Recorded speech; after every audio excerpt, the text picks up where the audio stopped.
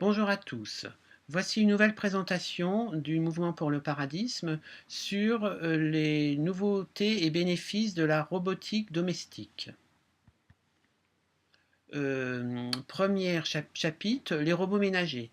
Ce sont les premiers qui ont été mis au point il y a déjà près d'un siècle, qu'on retrouve essentiellement dans les cuisines, c'est-à-dire les réfrigérateurs, cuisinières, robots de cuisine et les machines à laver. Donc, elles ont révolutionné la vie des ménagères qui autrefois passaient des heures à nettoyer, laver le linge, etc., etc. Donc, dans les nouvelles cuisines, les modèles sont de plus en plus performants et simples d'utilisation, et les cuisines ressemblent de plus en plus à des laboratoires, grâce à tous ces robots.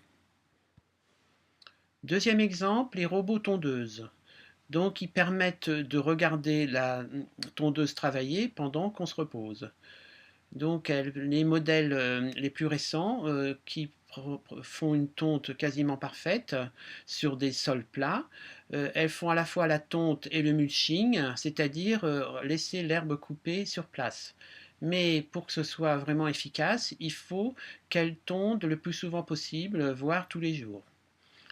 Alors, comme elles sont laissées dans le jardin si les propriétaires ne sont pas là, elles sont protégées par un code PIN et une fonction alarme. Le robot aspirateur. Donc il est en voie de démocratisation, il y en a de plus en plus.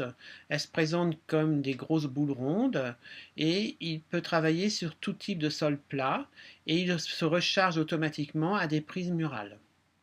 Alors certains de ces robots haut de gamme ont des caméras pour cartographier la pièce à nettoyer. Alors un modèle est plus évolué, c'est le robot laveur de sol de la société iRobot. Donc il travaille en 4 temps. D'abord balayage, ensuite lavage à l'eau, brossage et récupération d'eau sale. Pour ce faire, il a 2 réservoirs, un d'eau propre avec le liquide de nettoyage et un d'eau sale. Il peut éliminer jusqu'à 99% des bactéries et pour être très simple, il n'a que 3 boutons. Le robot de repassage, pour repasser les chemises, qui est le cauchemar de nombreuses ménagères. Il suffit de prendre une chemise mouillée, de la mettre sur la machine, de programmer le type de textile et le rendu voulu. La machine se gonfle avec de l'air chaud et la chemise est repassée automatiquement et séchée. Puis de l'air froid est envoyé pour un meilleur maintien. Le robot espion de sécurité de la société Roviot. Donc c'est un petit robot tripode avec 3 roues qui peut se promener dans la maison quand vous n'êtes pas là et qui travaille avec le Wi-Fi local. Lorsqu'il y a quelqu'un qui n'est pas autorisé dans la pièce, il prend des photos et les envoie par mail. Donc il peut se connecter à une borne latérale et il est piloté par un smartphone et on peut voir tout ce qu'il fait à distance. Donc il est principalement utilisé dans les maisons de campagne. Alors d'une façon plus générale, ce qu'on appelle la domotique, qui est donc un système intégré d'aide aux utilisateurs de la maison, il a plusieurs fonctions, le confort avec l'énergie, l'éclairage et le chauffage, la sécurité avec les alarmes et la communication avec des commandes à distance et des signaux. Donc, dans les bâtiments conçus pour, toutes les conditions sont étudiées pour le bien-être de tous. Donc, dans le petit schéma à gauche, vous avez tous les champs d'application possibles de la domotique. Évidemment, c'est plus facile à mettre dans une maison qui est toute neuve. Mais on peut également l'installer dans des bâtiments anciens.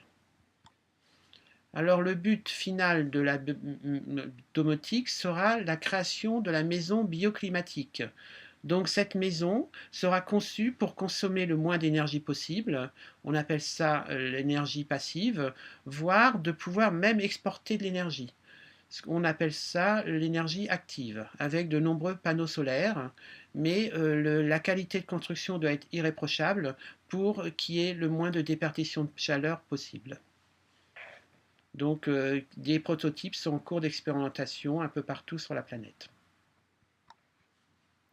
Autre exemple, l'aide à la conduite qu'on retrouve pour l'instant dans les voitures haut de gamme. Donc la société Jaguar propose un pare-brise en réalité augmentée qui n'est pas encore commercialisé mais qui le sera bientôt. Il permet d'indiquer la trajectoire optimale de la voiture qui sera projetée sur le pare-brise, sa vitesse et ses excès de vitesse éventuels, les distances des autres véhicules tout un tas d'aides à la conduite. Mais aujourd'hui, on trouve déjà des modèles qui ont des tablettes style iPad incorporées. Et d'autre part, des voitures sans chauffeur sont en cours d'expérimentation. Pour finir, je vais vous proposer de rêver un petit peu, c'est-à-dire que pour l'instant, ce sont des robots dédiés que je vous ai présentés, mais dans l'avenir, ce seront des robots humanoïdes, dont je vous ai parlé le mois dernier. Donc la révolution robotique est en marche, avec quelques exemples que vous voyez sur la photo. En conclusion, le paradigme propose donc d'instaurer le paradis sur Terre et il se fera essentiellement grâce aux robots. Grâce à eux, ils nous remplaceront dans toutes les tâches sans intérêt, y compris les tâches domestiques. Nous pourrons alors nous occuper de ce qui nous fait vraiment plaisir. Je vous remercie.